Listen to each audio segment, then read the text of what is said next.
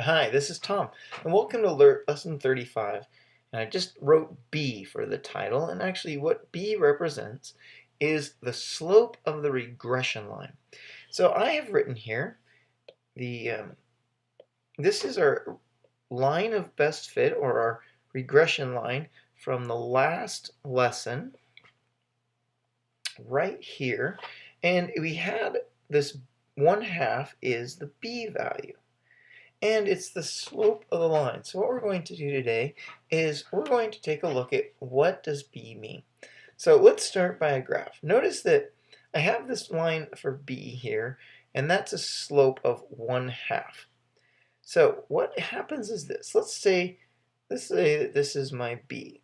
So I'm trying to make it pretty similar to the B above. So let's say this is B is 1/2. Well, here's how this works. If we start taking B and we start moving it down, like so, then what happens is B begins to get smaller. So now as we go this way, B becomes smaller. Oops, B becomes smaller. So actually, let's go back a second and let's define what B is. So B is the slope. And let's see, slope is the steepness,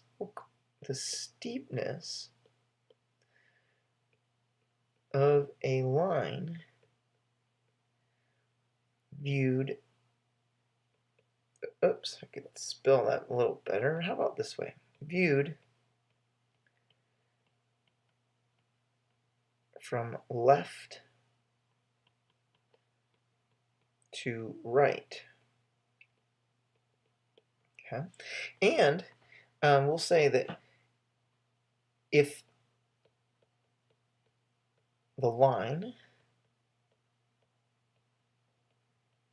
goes up or uphill,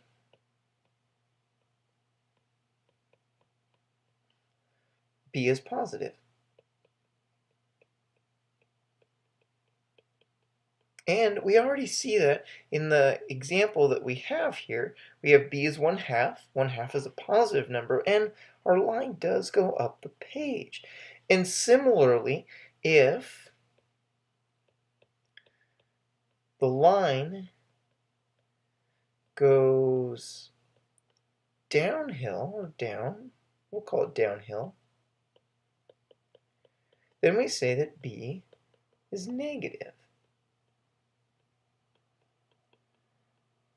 And so the question then is so as we're coming down, let's make B smaller. We're getting smaller, close to 0. Close to 0. Well, what happens is eventually B becomes horizontal. And then notice that if you go just a little further, you go below horizontal, well, now you have a line that's going downhill, so B becomes negative. That's strange, isn't it? Well, wait a minute. What happens if we go the other direction, for example? What happens if we go this way? In other words, well, we're going more uphill, so B is larger. Larger than 1/2 in this case. We don't know exactly, but that's okay. We just know that it's getting larger. And it's still positive. Well, what if we make this pretty darn steep, like more steep than I'm going to want to walk up? It's even larger. It's even larger. Well, then all of a sudden what happens is you get to this point here where B becomes vertical.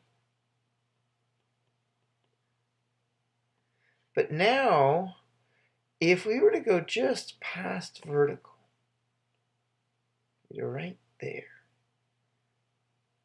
Well, now notice it's steep, but it's downhill. So now we know that b is negative. So wait a minute. What happens then when at vertical and horizontal? What is the slope at those points?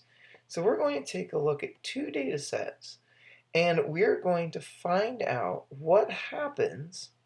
We're going to find out what happens when the data is horizontal and when the data is vertical.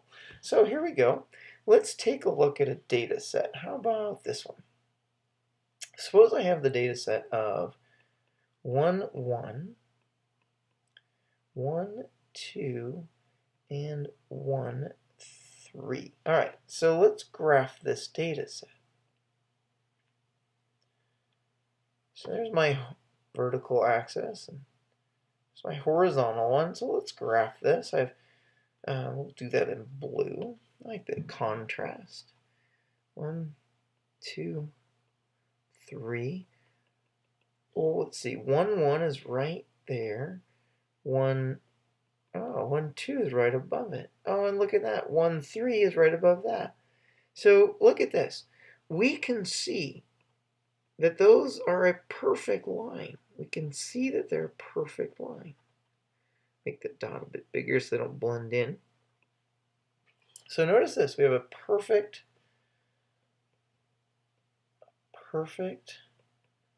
vertical line. Wow. Well, we're going to do two things. One is we are going to calculate r to see, well, it should be a perfect line, so r should either be 1 or -1. That's what we've said so far if they line up. And then we're going to calculate b. So let's do that, because all we need is our little table, and we can use all those numbers for both calculations. So here we go. Let's do this. So if I have my table is x and y, x, y, x squared, and y squared. Let's say I have 1, 1, I have 1, 2, and I have 1, 3. And let's see. So 1 times 1 is 1, 1 squared, and 1 squared. 1 times 2 is 2, 1 squared and a 2 squared. And I have 1 times 3, I have a 1 squared and a 3 squared. And if I add these up, my last row is always my sum. I have a 3, a 6, another 6, a 3, and that looks like a 14. All right, so now we're going to calculate both r and b for this. And I'm going to call this r with a subscript of v for our vertical line, so rv. It's not a traveling vehicle, but it's the correlation coefficient. So here we go. Remember, we take the number of data, well, that's 3, and we multiply it by this product, the sum of the products, that's 6, minus, then we take the sum of the x's, that's 3, times the sum of the, oops, I think I made a mistake. Let me double check here. Oh yeah, sum of the x's times the sum of the y's. There we go. Divided by, okay, now we take the square root of all of this, and we have the number of data times the sum of the x's squared, which is 3, minus the sum of the x's, which is 3 squared, times, then we have 3, the sum of the y's squared is 14, minus the sum of the y's, well, that's 6. We square those. Now, I'm going to kind of go through this a little more quickly. Notice in my denominator I get it, or my numerator I get a 0. Okay? But then notice this. This is what's more interesting. My first set of parentheses right here, that becomes 0 times 6. And then, well, this becomes 0 divided by the square root of 0, but that's 0. Wait a minute. Here's something interesting. it's okay to have a 0 in the numerator. But if you have one in the denominator, it's not even a number. And so we say that this is undefined. That's right. 0 over 0, it's not a number at all. It doesn't even make any sense.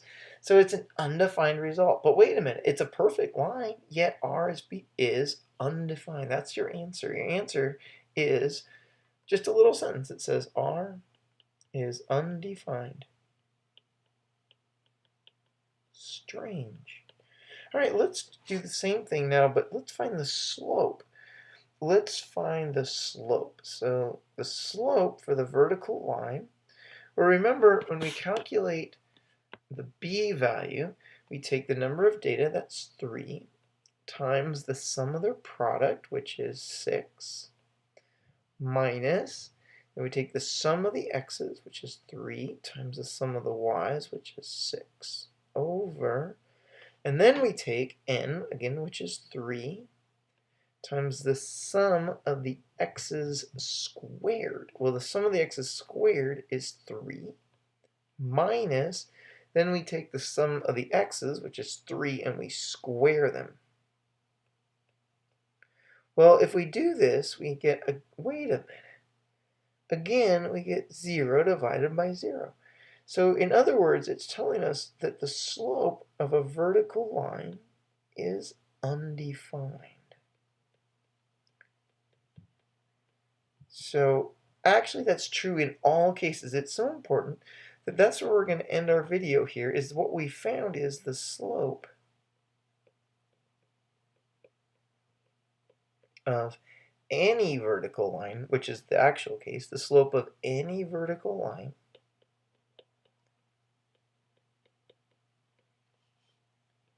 is undefined. Undefined.